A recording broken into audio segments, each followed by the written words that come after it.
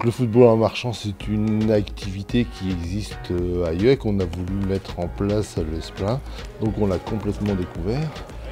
On s'est donc il a fallu mettre en place au début sur un grand terrain de handball. On s'est aperçu que c'était un peu grand, donc on préfère diminuer le terrain en deux, faire des sous-groupes. On s'est aperçu que physiquement c'était complètement différent.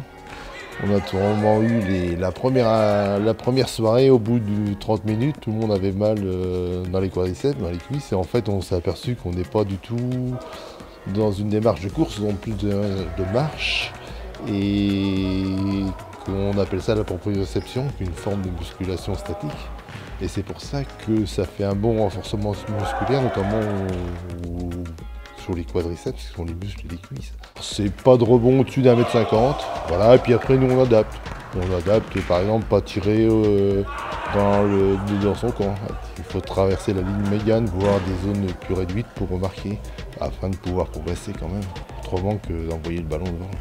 Non, il ne faut pas être plus technique, hein. Il faut surtout le déplacement en marchant, il doit être permanent par contre. On n'a pas le temps pas tant de repos.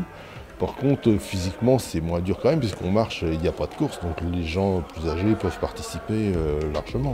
On a souhaité, avec Hubert, lancer une expérimentation sur le football en marchant.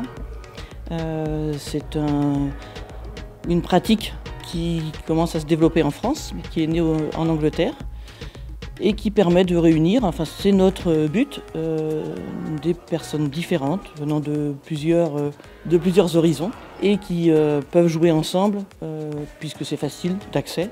On joue en marchant et on a des règles qui font qu'il n'y a pas de contact, pas de traumatisme, donc c'est ouvert à toutes les personnes. C'est plutôt une orientation de la direction technique nationale où il y a un constat assez alarmant au sein de la fédération puisque en 10 ans, on a perdu plus de 100 000 licenciés seniors et ça interroge sur les pratiques que la fédération propose et en l'occurrence le modèle quasiment exclusivement compétitif.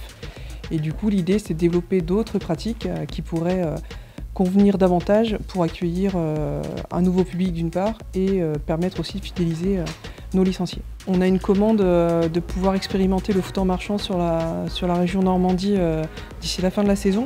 Et il était assez aisé de se rapprocher du club de l'Esplin puisque en discutant avec Pascal Evin, notamment du district de la Manche, j'ai su rapidement que le club avait amorcé cette forme de pratique depuis le début de la saison.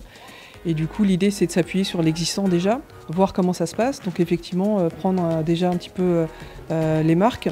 Et puis, l'idée, c'est de pouvoir étendre cette offre de pratique à d'autres clubs de la Manche qui puissent à leur tour l'expérimenter d'ici la fin de saison et puis se revoir en fin d'année pour voir ce qui fonctionne bien, ce qu'on peut améliorer de manière à pouvoir instituer cette pratique dès la rentrée pour les clubs qui seraient partants pour le mettre en place. On peut imaginer la pratique comme étant utile pour le sport santé, pour les personnes qui ont plus de 50 ans, mais également d'un point de vue éducatif pour les jeunes enfants, de manière à pouvoir mieux appréhender l'activité.